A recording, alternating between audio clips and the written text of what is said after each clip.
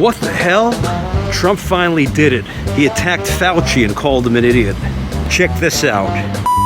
People are tired of hearing Fauci and all these idiocies. And then he said this. If there's a reporter on, you can have it just the way I said it. I couldn't care less. I couldn't care less, says the president. Perhaps we finally have the answer to that question Melania Trump's coach once posed. I really don't care, do you? Man, what a hot COVID mess. And what timing.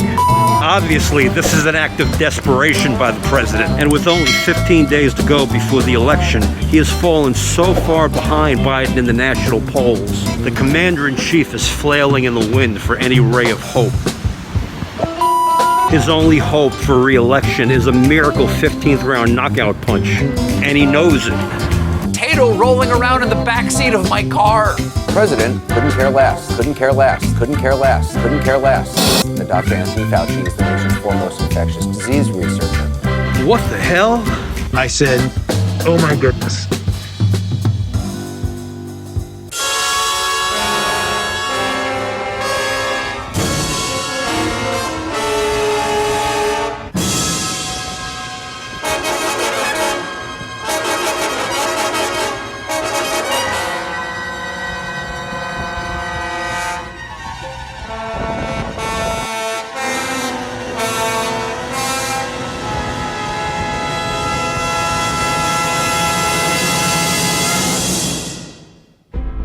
With the fall coronavirus resurge, there are now 55,000 new people getting infected per day by coronavirus. Of those 55,000 people, there are now 38,000 new Americans infected daily who have to go to the hospital with COVID-19. Fact. This is an astounding number, and it beckons the question, how do you justify that rising cases are simply due to more testing when 69% of these new cases are all going to the hospital? You simply can't. Yet there are thousands I know who will defend this baseless claim. Listen to what renowned epidemiologist Michael Osterholm recently said. We do have vaccines and therapeutics coming down the pike. When you actually look at the time period for that, the next 6 to 12 weeks are going to be the darkest of the entire pandemic.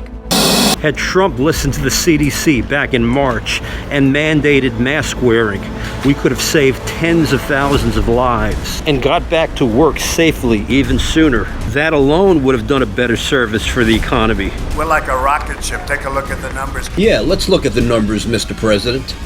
There are 889,000 people who filed for unemployment this week, up 53% from last week. You got a great economy? Great economy? Great economy?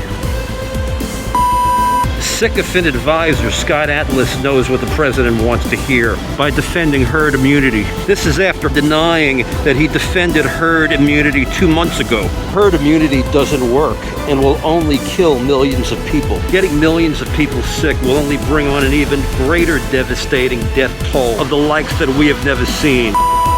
Dr. Jorge Rodriguez stated, if we used herd immunity, we'd have millions more dead in this country instead of an already surreal 220,000.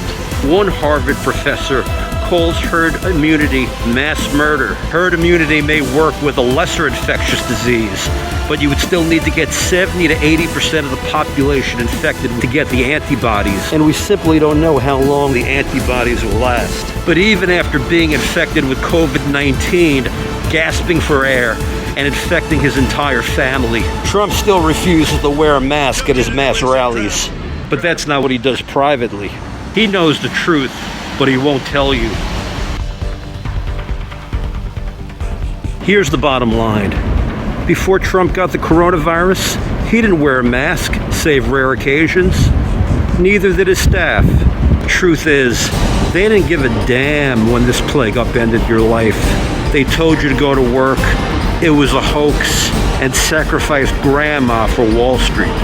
Because then it only affected you.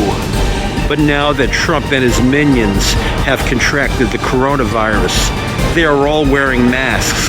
Now it affects them.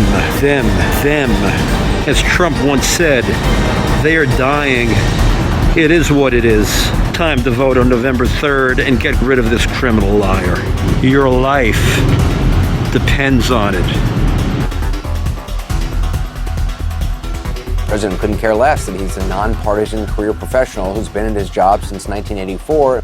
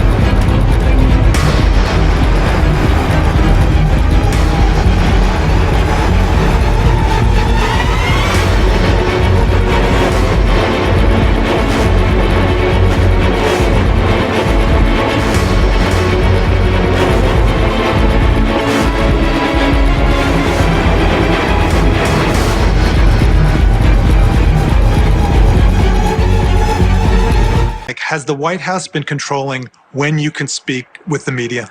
You know, I think you'd have to be honest to say yes. I certainly have not been allowed to go on many shows that have asked for me. You know, my uncle, he's a great person. He was at MIT. He taught at MIT for, I think, like a record number of years. He was a great super genius. Were you surprised that President Trump got sick? Absolutely not. I was worried that he was going to get sick when I saw him in a completely precarious situation of crowded, no separation between people, and almost nobody wearing a mask. When I saw that on TV, I said, oh my goodness, nothing good can come out of that. That's got to be a problem. Which raises the question from the top, if putting out a clear science-based message for fighting COVID isn't such a priority, then what else is? Well, here's the president yesterday in Carson City, Nevada. The dishwashers, they had a little problem. They didn't give enough water. So people would run them 10 times. So they end up using more water. So I hate to say the three things. It's the shower, it's the sink, and the third element in the bathroom. But I don't say it, because every time I say it, they only talk about that one. Because it's sort of gross to talk about, right? So I won't talk about the fact that people have to flush their toilet 15 times. Okay? I will not talk about it. I'll only talk about showers but there is three things. I won't talk about it. Then on the shower, the worst. You ever get under a shower where no water comes out? And me, I want that hair to be so beautiful. Right? It's true. I want the hair to look good.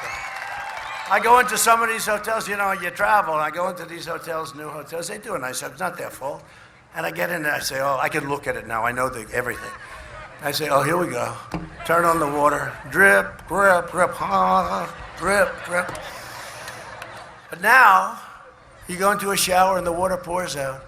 You go into a sink and you can wash your hands very nicely, beautiful.